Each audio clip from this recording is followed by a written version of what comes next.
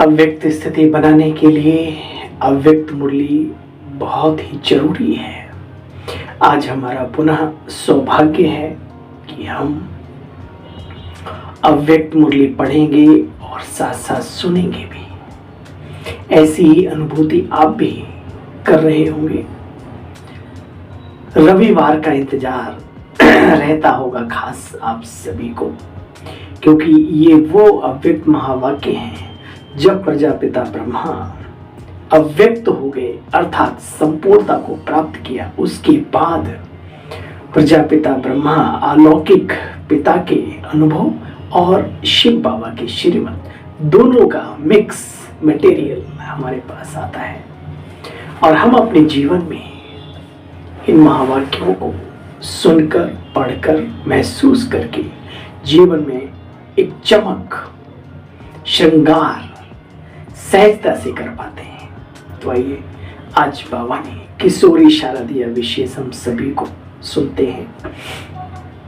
19 मार्च 2023 और ये revise course है 25 जनवरी 1994, जिसकी हेडलाइन है ब्राह्मणों की नेचर, विशेषता की नेचर।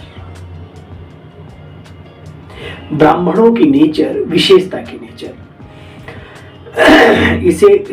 इसे नेचुरल स्मृति स्वरूप बनाओ। चलते फिरते, उठते बैठते थोड़ा समय तो लगता है, लेकिन इच्छा हो तो हर समय की सीमा के अंदर ही लक्ष्य की प्राप्ति हो जाती है। परंतु अगर इच्छा हो वैसा बनने की तो रास्ता बताना ही नहीं काफी, संग संग चलते हैं बाबा, साथ देते हैं बाबा, साथ निभाते हैं बाबा, बस इधर दिल की इच्छा होनी चाहिए। ब्राह्मणों की नेचर विशेषता की नेचर है, इसलिए इसे नेचुरल स्मृति स्वरूप बनाओ। आज बाप दादा अपने सर्व विश्व की विशेष आत्माओं को देख रहे हैं। सर्व विशेष आत्माओं को देख रहे हैं, विश्व की सभी विशेष आत्माओं को। आज बाप दादा अपने सर्व विश्व की विशेष आत्माओं को देख रहे हैं। ड्रामानुसार आप आत्माओं का कितना श्रेष्ठ पाठ नोदा हुआ है। आज बाप दादा हर एक बच्चे की विशेषता को देख हर्षित हो रहे हैं। हर एक बच्चे को देख देख कर वाह वाह दिल में ये स्नेह के गीत गाते रहते हैं, ये गीत बजता रहता है। साथ साथ यह भी देख रहे हैं कि बच्चों के दिल में ये वाह वाह का गीत सदा निकलता है। बाबा के तो ठीक है, लेकिन बच्चों के भी हृदय से क्या ये धुन, ये तार सितार की निकलती है। वाह बाबा वाह, वाह वाह का गीत क्या सदा निकलता है। हर कर्म में, हर कदम में, हर संकल्प में क्या ये श्रेष्ठ अनुभव होता है? वह कभी कभी श्रेष्ठता का अनुभव होता है। बोलो, साधारण जीवन से विशेष जीवन सदा स्वतः ही स्मृति में रहती है। वह स्मृति में लाते हैं, फिर अनुभव होता है।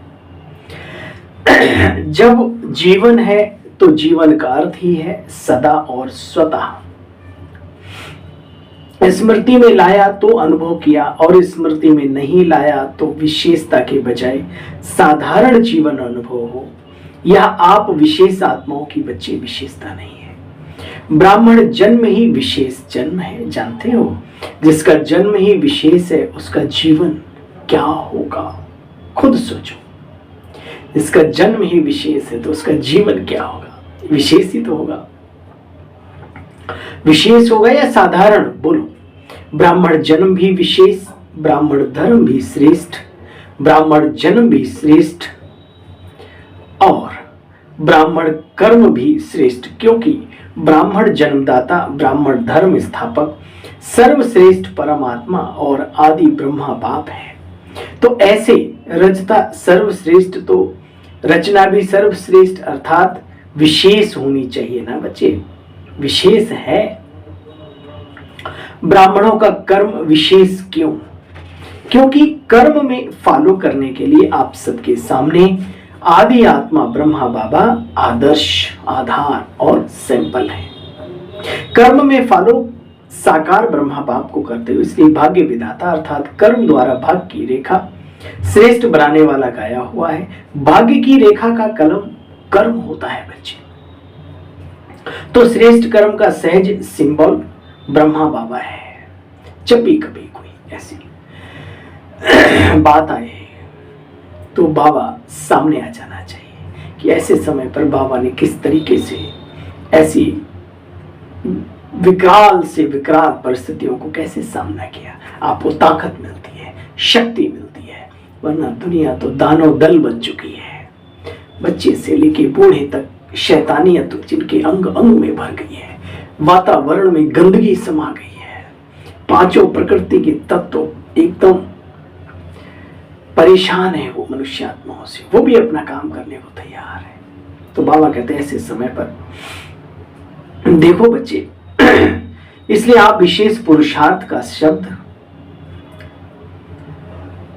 यही वर्णन करते हो ना कि हमें ब्रह्मा बाप के समान बनना है, हमें अपने ब्रह्मा बाप के समान बनना है। यही लक्ष्य रखा हुआ है ना। लक्ष्मी नारायण तो बन ही जाएंगे, लेकिन वर्तमान समय आदर्श मूर्त हमारे ब्रह्मा बाबा हैं, तो उनके जैसे बनना, याद शिव बाबा को करना। इस अव्यक्त वर्ष में सभी का लक्ष्य क्या रहा बच्चे? निराकारी स्थिति में निराकार बाप समान अशरीरी स्थिति का भी तो अनुभव किया ना। तो विशेष जीवन का आधार विशेष जन्म, धर्म और कर्म है बच्चे। विशेष जीवन का आधार विशेष जन्म और धर्म और श्रेष्ठ कर्म है। ये आधार है हमारे इस विशेष जीवन के। जैसे लौकिक जीवन में भी अगर किसी भी आत्मा का विशेष राज परिवार में अगर जन्म हो, राजकुमार या राजकुमारी हो, तो वह स्वतः ही याद रहता ना कि मैं राजकुमारी हूं। याद लाना नहीं पड़ता, आई एम प्रिंस, है ना। सहज याद होती है ना। तो आप ब्राह्मणों की नेचर क्या है, विशेष या साधारण? अभी भी कोई बच्चे जब साधारण कर्म कर लेते हैं तो बाप दादा के आगे अपने को निर्दोष सिद्ध करने के लिए क्या कहते हैं जानते हो? बाबा क्या करूं, मैं चाहता व चाहती तो नहीं थी, परंतु कर्म हो गया, क्या करूं, मेरी नेचर ही ऐसी, इसलिए हो गया। वैसे कहना व सोचना यथार्थ है क्या कि मैं कौन हूं, नेचर मेरी क्या है? याद तो करो बच्चे। उस समय ब्राह्मण नहीं बोलता, माया अंदर में काम करती है, माया अपने आप को धोखा देती है।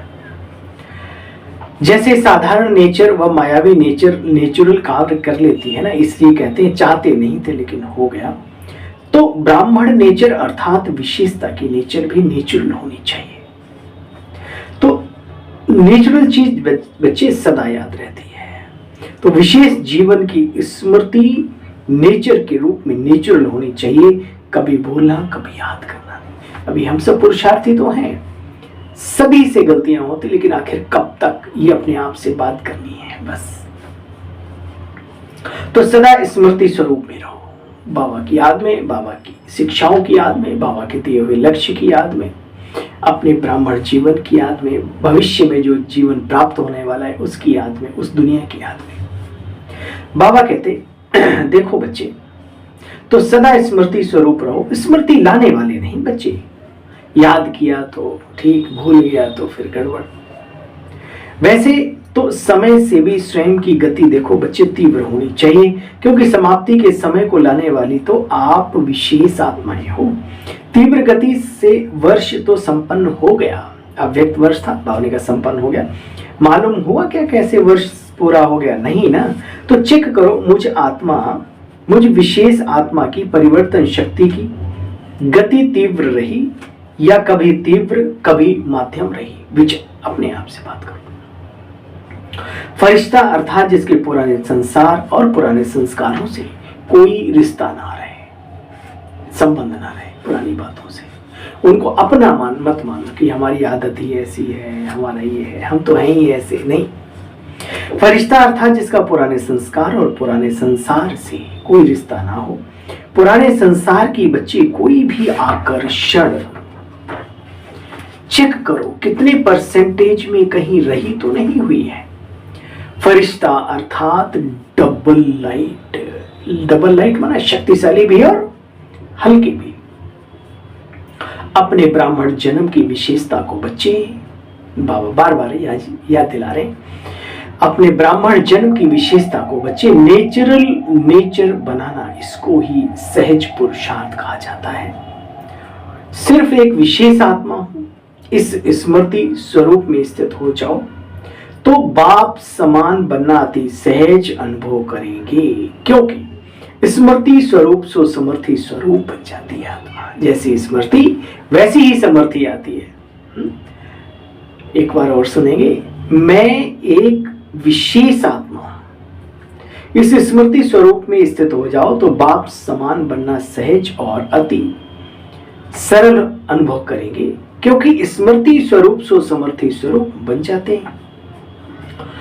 स्मृति दिवस भी बहुत स्नेह से बच्चों ने मनाया। 18 जनवरी की मुरली सुनी थी ना आप सबने। स्मृति दिवस भी बहुत स्नेह से मनाया। अच्छा बच्चे, अब विशेष जैसे स्नेह से मनाया वैसे स्नेह का सबूत बाप समान स्मृति स्वरूप बनना ही है। ऐसा भी संकल्प करो, ऐसा भी जो जितना स्नेह है, जिसके साथ स्नेह है उसके जैसा बनकर भी दिखाना है। सुना, सदा शक्तिशाली, जैसे ब्रह्मा बाप सदा शक्तिशाली रहे, श्रेष्ठ संकल्पधारी रहे, ऐसी बाबा ने कहा सदा शक्तिशाली। कैसी भी बच्चे परिस्थिति आ जाए लेकिन सदा शक्तिशाली। अभी भी कभी कभी डावाडोल स्थिति हो जाती तो बाबा की मुरली पढ़ते सुनते एकदम से याद आता है, नहीं हमारे तो ये लक्षण नहीं है। देखो बच्चे, हिम्मत दिलाने के कारण एक्स्ट्रा मदद तो मिलती है ना, समझा। इसी को स्मृति में रख सहज बढ़ते चलो और दूसरों को बढ़ाते चलो। हिम्मत रखो, खुद भी आगे बढ़ो और औरों को भी आगे बढ़ाने का श्रेष्ठ कर्तव्य करते चलो। दादियों से मुलाकात बाप दादा ने की। आप ब्राह्मण जितने संपन्न बनते जाएंगे उतना भविष्य में प्रकृति भी प्रगति को प्राप्त करेगी, और क्योंकि प्रकृति समय प्रति समय अपना सिग्नल दिखा रही है तो जितनी प्रकृति की हलचल उतनी अचल स्थिति प्रकृति को भी परिवर्तन कर देगी। कितनी आत्माएं समय प्रति समय दुख की लहर में आ जाती हैं, वातावरण के प्रकोप में, प्रकृति के प्रकोप में, आत्माओं के अपने कर्मों के प्रकोप जो है उसके प्रकोप में, बुरे कर्मों के प्रकोप में। देखो बच्चे, कितनी आत्माएं समय प्रति समय दुख की लहर में आ जाती है, तो ऐसे दुखी आत्माओं का सहारा तो बाप और आप ही हो। आज बाबा एहसास दिला रहे हैं बच्चे, इस दुनिया में सिवाय भगवान के और ब्राह्मण बच्चों के कोई किसी का सहारा नहीं है। सिर्फ शोषित हो रहे हैं और शोषण किया जा रहा है उनका। गहराई से अगर उतरेंगे तो वास्तव में भगवान और भगवान के बच्चे सच्चे साथी हैं सभी के। ब्राह्मण संपन्न हो जाओ, बाबा ने बहुत ही गहरी बात कही। आप ब्राह्मण संपन्न हो जाओ तो बच्चे दुख की दुनिया भी संपन्न हो जाएगी। संपन्न बनना है ना, आप ठंडे हो जाते हो पुरुषार्थ में तो ये प्रकृति भी ठंडी हो जाती है। बच्चे सभी के प्रति अभी क्या करना है जानते हो? सभी के प्रति रहम की भावना को इमर्ज करो, चाहे स्वयं के प्रति चाहे सर्व आत्माओं के प्रति। होती तो है, पावनी का होती तो है, अभी लहर फैलाओ रहम की भावना से, बच्चे विघ्न भी सहज समाप्त हो जाएंगे। ऐसा देखा गया है, आपके अंदर से जैसी फ्रीक्वेंसी निकलती है सामने वाले को भी वैसी ही टच होती है।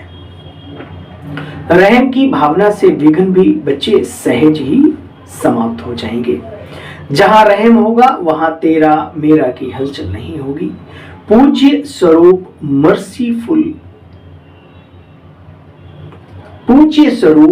मर्सीफुल की धारणा को अब धारण करो। अभी ये ठीक है ना? जहां रहम होगा वहां मेरे तेरे की हलचल भी समाप्त हो जाएगी। तो अभी पूज्य स्वरूप मर्सीफुल की रहम की धारणा को धारण करो। ठीक है ना बच्चे? हर संकल्प में मर्सीफुल रहम दिल संकल्प में होंगे बच्चे तो वाणी और कर्म स्वतः ही अच्छे हो जाएंगे। मन में सद्विचार चलते हैं तो वाणी और कर्म स्वतः ही अच्छे हो जाते हैं।